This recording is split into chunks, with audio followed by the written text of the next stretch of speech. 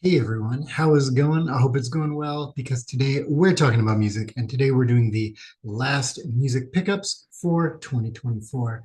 I hope you had a Merry Christmas, happy holidays, and you're looking forward to more of whatever it is that brings you joy in 2025. I got a little stack here. None of these were purchases per se, purchases.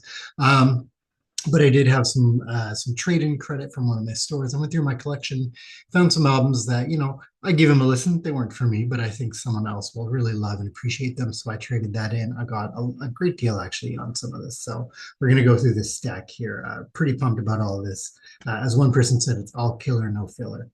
First up, we're going with the second album from REM. This is Reckoning or File Underwater, as it was also called. There's the back there. This is their second album. One of the things I do every year is a discography listen through of a band or a genre or something that I've never really gotten into and I know a little bit about. So for 2025, REM is my goal. I'm still missing their first album and their last album. It started because I would find their albums while thrifting a lot to the point where I had like quite a sizable chunk of their discography and I looked it up and yeah, there's just a few albums out. So I found their second album for a pretty good price where it was on trade. The first album, they also had there for, I think it was like 12 or 14 bucks. So I might pick up that at some point. And yeah, pumped to get into that discography.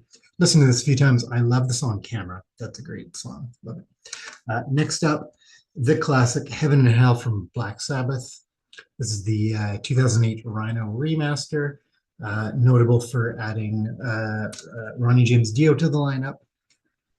I feel like this album, I like Mob Rules a bit more. This album to me feels like it's carrying off of Technical Ecstasy, Never Say Die, when it's a little more kind of upbeat hard rock, which to some degree fits better with Ronnie's vocals. It feels a little more rainbow-esque in some ways. But I think Mob Rules does a better job of kind of blending Dio's musical gifts, his vocal range, with that kind of Black Sabbath doomier slow sound. Still a fantastic album. Traffic, John Barleycorn Must Die, of course, with Steve Winwood et al.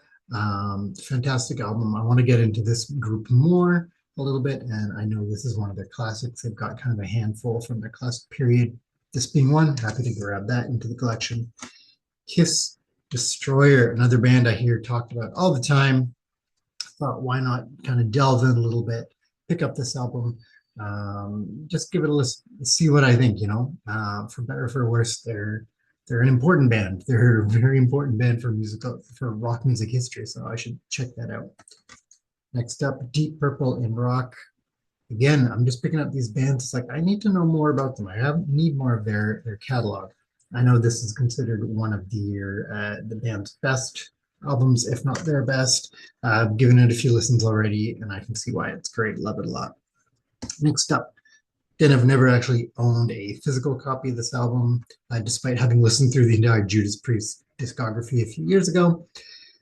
This was, top five, certainly Screaming for Vengeance. Is it top three? Some days top three, always top five. Love that album. Next up, I've actually never listened to this album. I've never listened to this band. Again, despite hearing all this great stuff about them. So Operation Mindcrime by Queensryche. Again, I know this is a classic album. I know, I love all the kinds of stuff that this band represents and they kickstarted and the kind of the genres they're into. Gotta give it a listen. Next, I've had this one previously. I also have it on vinyl, but I'd like to try and get all the Rush remasters. This is 2112. I gave this a listen a few times again recently, and definitely growing up, obviously the title track is fantastic. I kind of passed over the second side thinking, Something for Nothing is kind of fun, but not really liking any of the other tracks. Giving it more of a listen, I'm digging more of the second side, which is great. Last up, Can live in Cuxhaven, 1976. I got the back there. It's just 4 tracks. This is a shorter one. I do really enjoy what Can has been doing recently, putting out lots of really cool archival live releases from various recordings and bootlegs they've had over time. This one's a bit shorter. It's like 29 minutes and change. It starts partly through a jam. You can tell it's kind of chopped up a bit compared to the other releases. Still really groovy if you're into Can.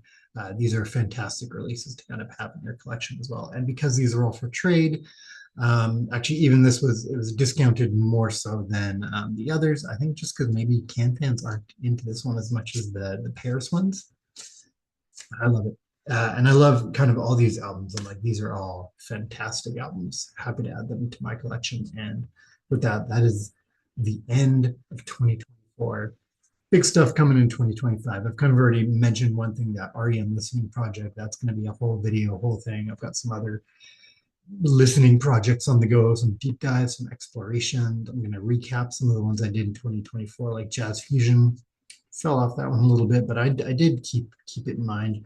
I want to start getting into bootlegs more. Lots of cool stuff on the go. And with that, I'll catch y'all next year. Bye.